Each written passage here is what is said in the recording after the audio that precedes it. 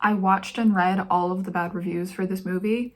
Nothing was going to prepare me for how much I was going to dislike it.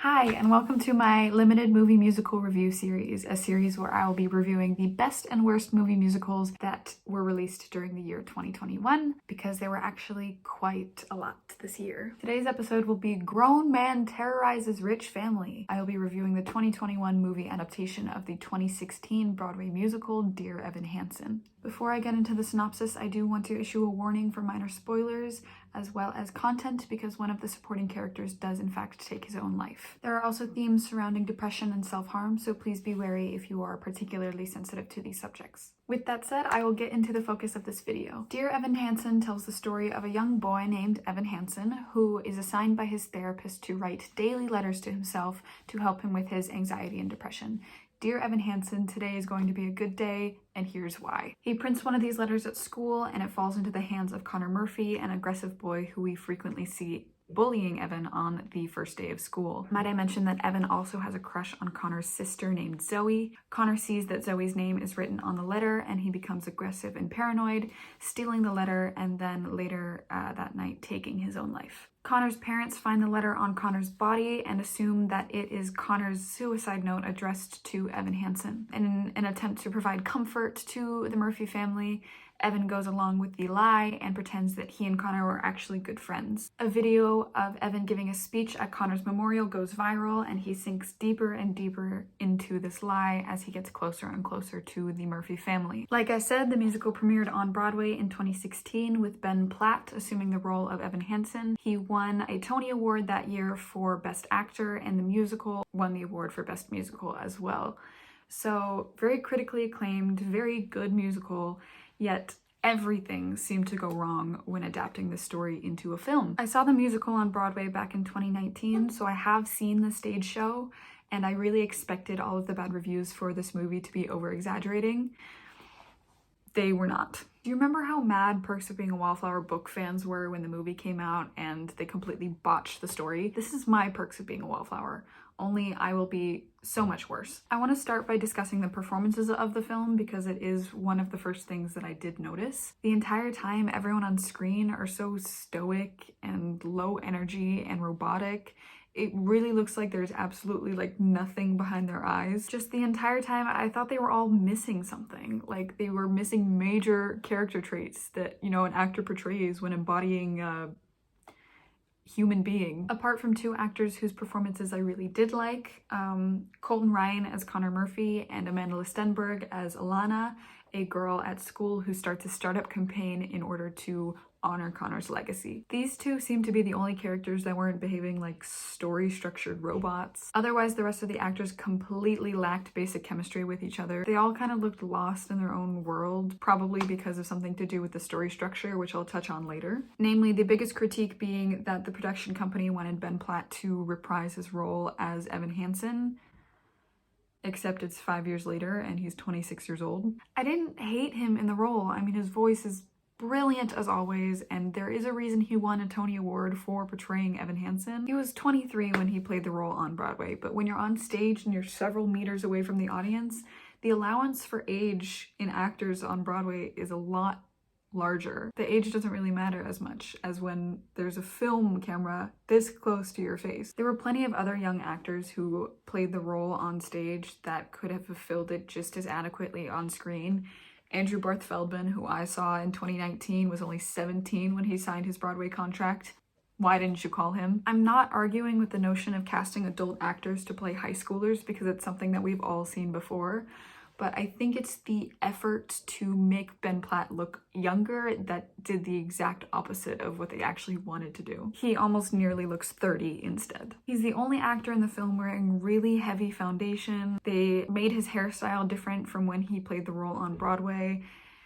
I'm assuming in an effort to make him look like a little curly-headed boy. His performance kind of has him hunched over and like to himself for a lot of the portrayal, and I guess that would be their way of trying to make him look smaller. It made it really difficult to suspend disbelief for pretty much the entirety of the film. I felt like I was watching Grease again. Characteristically, Dear Evan Hansen tells the story of a young boy who's lying and doing these horrible things to this family. And the only way that someone can really be forgiven for something like this is if they're a young and naive high school kid who doesn't know any better. A 26-year-old man doing this is just unbelievably monstrous, especially for a film that places so much focus on the main character.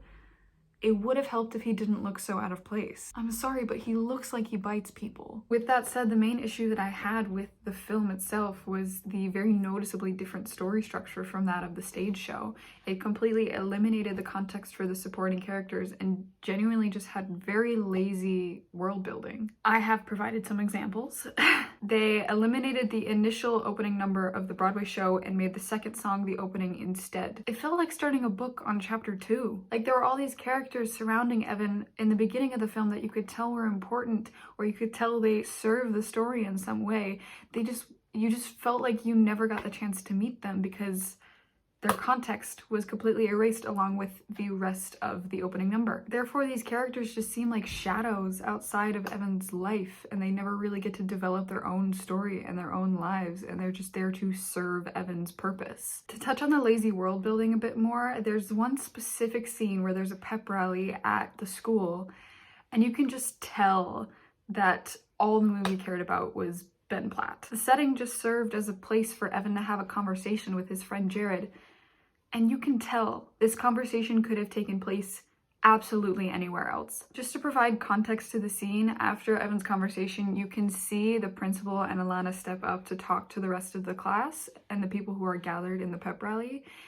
And I swear to you, they say "Go Bobcats" 3 times in the span of 2 minutes because the writers just didn't bother to provide context as to why everyone is in the gym for a pep rally. Meanwhile, there's so much extra focus on Ben Platt and Evan as a character that they just kind of forgot about the rest of the movie altogether. There are moments when other main characters will start singing their songs and you genuinely find yourself asking, wait, why is the supporting character the lead vocalist on this song? Because the film has just scrapped their character dimension altogether. Zoe is one of the main characters of the film, so we expect to see her a decent amount in her interactions with Evan, and we don't really in this movie. By the time she goes to sing her emotional climax in the film about how she hated her brother and she struggles to cope with the grief that she feels for him, it feels so out of place because we feel like we've barely gotten to know her as a character yet. The same thing happens with the song Only Us. It's the song that's supposed to really deepen Evan and Zoe's relationship when they start dating. On stage, they're already dating and they go to sing the song, and it really helps to relieve any stress and anxiety from their relationship and deepen their connection. In the film,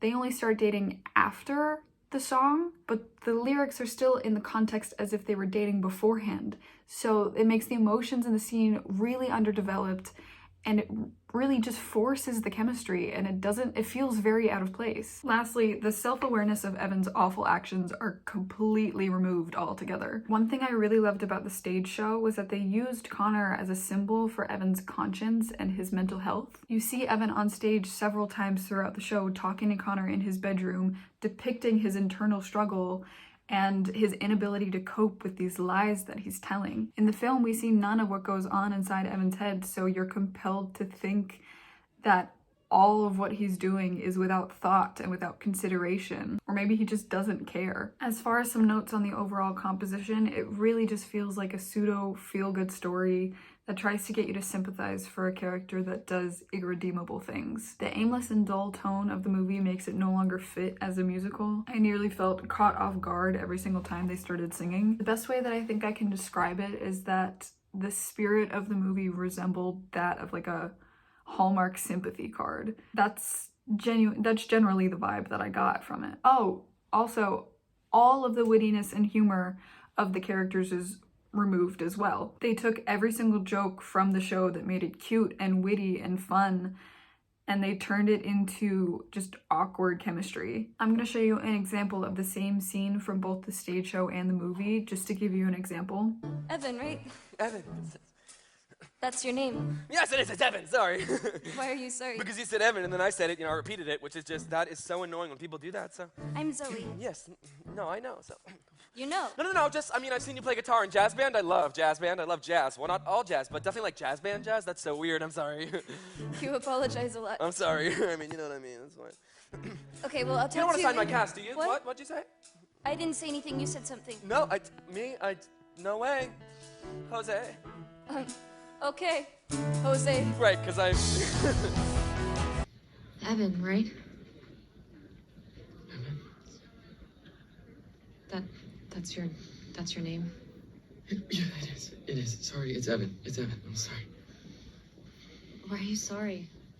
Because you said Evan and then I said it. I just repeated it, which is, that's just really annoying when people do that, so.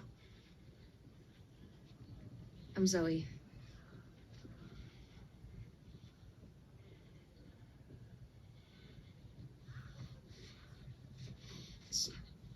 I think, sorry.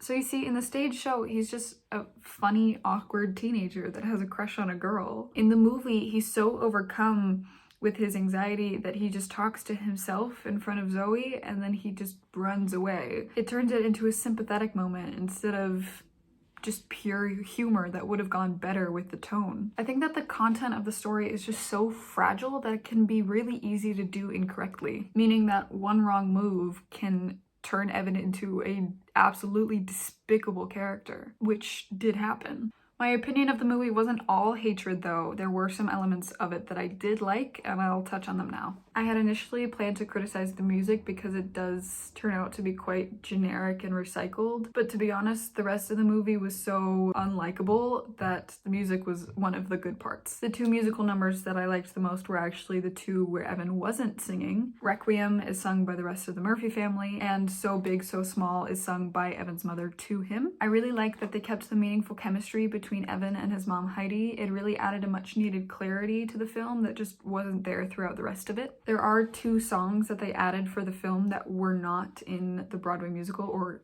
still are not in the Broadway musical. The anonymous ones sung by Alana, and A Little Closer, which is sung by Connor when Evan finds a video of him singing and playing guitar at rehab.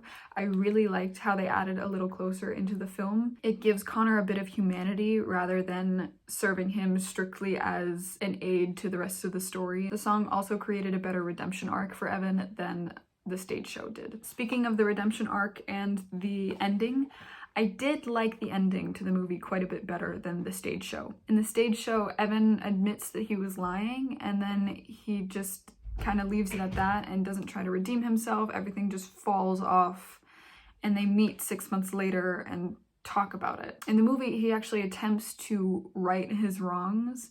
He gets to know Connor in a way that he wouldn't have been able to when he was alive. He reads his favorite books, he contacts people that were close to him, and he attempts to reconcile with the family rather than just leaving them alone. I guess just to summarize my thoughts on the entirety of the movie, for a story that's about a boy named Evan Hansen, it was just too much about Evan Hansen. I'm gonna have to go watch Cats just to cleanse myself from Ben Platt's crying face. With that said, I don't know if I encouraged you to watch the movie to see for yourself or if you decided to never step foot near it, but I hope you enjoyed today's video. Please feel free to join me next time where I will be reviewing another one of the 2021 movie musicals that was released. Bye! On the outside, always looking in. Will I ever be more than I've always been? 'Cause I'm tapping on the glass.